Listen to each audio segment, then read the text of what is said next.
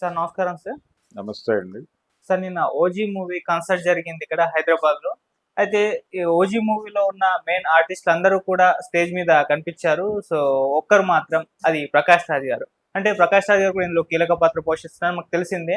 అందరూ కనిపించారు గానీ ఆయన కనిపించలేదు. మరి రాజకీయ విభేదాలు వీళ్ళ మధ్య ఉన్నాయి మనకు తెలిసిందే. ప్రతిసారి 'ప్రకాష్ రాజ్' గారు పవన్ కళ్యాణ్ గారి పైన విరుచుకుపడుతూ విమర్శలు చేస్తారు. అది పొలిటికల్ విభేదాలే గానీ సినిమా విభేదాలైతే లేవు. గతంలో వకీల్ సాబ్ కూడా చేశారు. పవన్ కళ్యాణ్ గారు కూడా ఆ టైంలో మా మధ్య సినిమా పరంగా ఎటువంటివి లేవని కూడా మాట్లాడడం జరిగింది. మరి ఇప్పుడు 'ఓజీ' కాన్సర్ట్‌కి 'ప్రకాష్ రాజ్' గారిని కూడా పిలిచుంటే బాగుండేది. ఆయన కూడా వచ్చుంటే బాగుండేదని అభిప్రాయాలు వచ్చాయి. మీరేం చెప్తారు సార్? మరి ఆయన్ని పిలవలేదా? పిలిచిన ఆయన రాలేదా? అసలు పిలవాల్సిన అవసరమే లేదంటారా? మీరేం చెప్తారు సార్? అంటే జనరల్‌గా వాళ్ళు కాన్సెప్ట్ అనుకున్న తర్వాత హ్మ్. ఇది హడావిడిగా ఆర్గనైజ్ చేసిన ఈవెంట్. ఓకే. అంటే మనకి ఎవరికీ కూడా ప్రయర్ ఇంటిమేషన్స్ ఏమీ లేవు. సడన్‌గా చెప్పారు. యాక్చువల్‌గా 2 డేస్ బిఫోర్ పిలిస్తే బాగుండేది అనే అభిప్రాయం వినిపించింది కానీ ఇదేదో ప్లాన్డ్‌గా ఆర్గనైజ్ చేసినట్టుగా కనిపించట్లేదు. అంటే అందుబాటులో ఉన్న వాళ్ళని ఇమ్మీడియట్‌గా రష్ అయిపోయే వాళ్ళని అలాగే స్టేజ్ మీద వీళ్ళ ప్రెజెన్స్ ఉండటం ద్వారా ఒక ప్రభావం వేయగలము అనుకున్న వాళ్ళని స్టేజ్ మెయింటైన్ చేయటం అనేటువంటి కార్యక్రమంలో భాగం పంచుకోగలిగిన వాళ్ళని పిలిచారు. హ్మ్. ఇప్పుడు తమన్ని లేకపోతే ఆయన టీంని ప్రధానంగా తీసుకురావడం వెనకాల ఆయన పవన్ కళ్యాణ్ ఆ వాక్యూమ్ని ఫిల్ చేయడానికి నానా కష్టాలు పడ్డాడు స్టేజ్ మీద. అలాగే హీరోయిన్, డైరెక్టరు, ఆయన క్రూ వీళ్ళ మీద నడిచింది ప్రధానమైనటువంటి ఈవెంట్. హ్మ్. ఎవరికి కూడా మాట్లాడే అవకాశం కూడా దక్కలేదు అక్కడ. ఈయనే ఒక రకమైనటువంటి ఏకపాత్రాభినయం చేశాడు పవన్ కళ్యాణ్ అన్ని విధాలుగా. స్టేజ్ ఓన్ చేసేసుకుని తనే నడిపాడు. సుజిత్ పెద్దగా అంటే మౌనంగానే ఉన్నాడు. మన కంటెంట్ మాట్లాడాలి కానీ మనం మాట్లాడక్కర్లేదు అనుకుని ఉంటాడు. బహుశా రాఘవేంద్రరావు గారు ఆ ఉద్దేశంతోనే ఎప్పుడు ఏ ఫంక్షన్లోనే ఆయన గొంతు విప్పి మాట్లాడింది లేదు. సౌందర్య లహరి కార్యక్రమం ప్రారంభం అయ్యే వరకు ఆయన గొంతు ఎలా ఉంటుందో కూడా ప్రపంచానికి తెలియదు. అలా ఎవరికి వాళ్ళు ఒక లిమిటేషన్లో ఉన్నారు. ఈవెంట్ అనుకున్నప్పుడు బహుశా అంటే క్రూకి పంపించినప్పుడు ఇన్విటేషన్ ఆయనకి పంపించి ఉంటారు కానీ ఆయన అందుబాటులో ఉంటాడు బహుశా.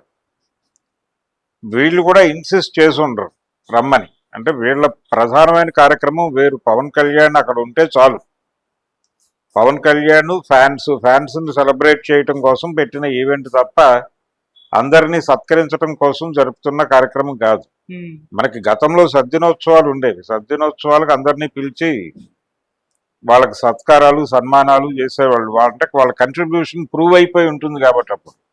ఇప్పుడు వీళ్ళ కంట్రిబ్యూషన్ ప్రూవ్ అయిన కంట్రిబ్యూషన్ కాదు. రెండోది ఆ సినిమాలో ఆయన ఒక క్యారెక్టర్ రోల్ చేశాడు అంతే.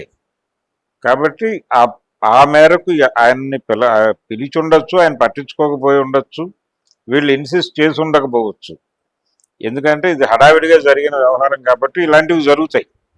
అలా న్యాచురల్ ప్రాసెస్లో జరిగింది తప్ప ప్రకాష్ రాజుని అవాయిడ్ చేయాలి అని, పొలిటికల్ డిఫరెన్సెస్ ఉన్నాయి కాబట్టి అవాయిడ్ చేయాలని అనుకుని చేసుంటాడు దానయ్య గారు అని అయితే నేను అనుకోవడం లేదు. వీళ్ళు ఒక పద్ధతిలో వెళ్ళిపోయారు అంతే. అయితే ఆయన వేదిక మీద కనిపించకపోయేసరికి వాళ్ళిద్దరి మధ్య రాజకీయ వైషమ్యం ఉండేసరికి ఇప్పుడు ఆయనని వాంటెడ్గానే పక్కన పెట్టారా అని అనుకుంటున్నారు కానీ నిజానికి ఇది చాలా కాలంగా నడుస్తుంది వాళ్ళ మధ్య గొడవ, వకీల్ సాబ్ కంటే ముందు నుంచే. మరి అదే కన్సిడరేషన్లో తీసుకుంటే అసలు సినిమాలో వేషం ఇవ్వటమే తప్పు, కానీ ఇచ్చారు. అంటే ప్రకాష్ రాజ్ చేస్తే తప్ప నడవని క్యారెక్టర్ అయి ఉండొచ్చు అది. అంటే డైరెక్టరు ఆ క్యారెక్టర్కి ప్రకాష్ రాజ్ అయితే బాగుంటుందని ఫీల్ అయి ఉంటాడు. ప్రొడ్యూసర్ గారికి తెలిసి ఉండొచ్చు వీళ్ళిద్దరి మధ్య అభిప్రాయ భేదాలు ఉన్నాయని. అయినప్పటికీ అప్రోచ్ అయ్యారు, ఆయన గౌరవప్రదంగా చేసేసాడు. సినిమా అయిపోయింది. పోస్టర్ ఏదో రిలీజ్ చేశారు ప్రకాష్ రాజ్ది.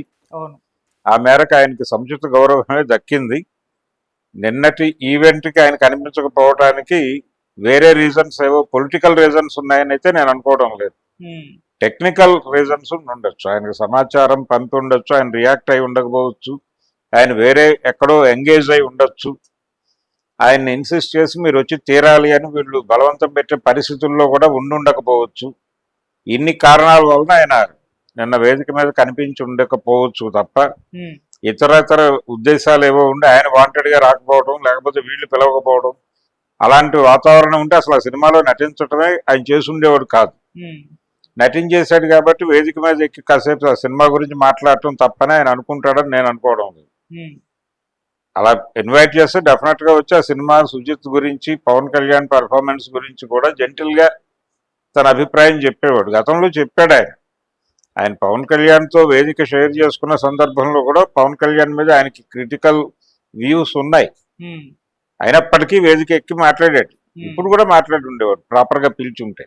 అసలు ఆ ఈవెంటే మార్నింగ్ అనుకుని ఈవినింగ్ ఆర్గనైజ్ చేసిన ఈవెంట్ అది. అందుకని చాలా మంది లేరు అక్కడ అభిమానులే. ఇప్పుడు బాంబేలో ఉన్న అభిమానులు, తర్వాత మెడ్రాస్ లో ఉన్నటువంటి అభిమానులు, బెంగళూరులో ఉన్న వాళ్ళు, వీళ్ళెవరూ కూడా రాలేకపోయాం మేమని చెప్పి పెట్టారుగా.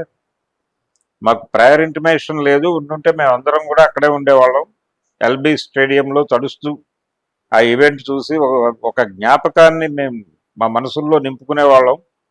అది లేకుండా, అవకాశం లేకుండా చేశారు మాకు అని చెప్పి సోషల్ మీడియాలో హడావిడి చేస్తున్నారుగా ఫ్యాన్స్, కొంతమంది ఇండివిజువల్ ఫ్యాన్స్. సో ఆ ప్రకాష్ రాజుని వాళ్ళు బలంగా వేదిక మీద ఉండాలని కోరుకోలేదు. ఇది హడావిడిగా పెట్టిన ఈవెంట్, ఆయనకి ఇంటిమేషన్ వెళ్ళి ఉంటుంది, కానీ ఆయన ఇతర కార్యక్రమాల్లో ఎంగేజ్ అయి ఉండటం వలన దీనికి అంత ప్రాధాన్యత ఆయన ఇవ్వలేదు, ఆయనకి ప్రాధాన్యత వీళ్ళు ఇవ్వలేదు ఆ ఈవెంట్కి సంబంధించి. మిగిలిన వ్యవహారాలు గౌరవ మర్యాదలు ఇచ్చిపుచ్చుకోవడం అనే విషయంలో వాళ్ళ మధ్య మంచి రిలేషనే ఉంది. అందుకే ఈ సినిమాలో వేషం ఇచ్చారు. అంతకు మించి దీని వెనకాల ఇంకేదో హిడెన్ ఎజెండా ఉందనుకుని లాగాల్సిన అవసరం ఉందని అయితే నేను అనుకోవడం లేదు. Okay sir, thank you so much. Thank you.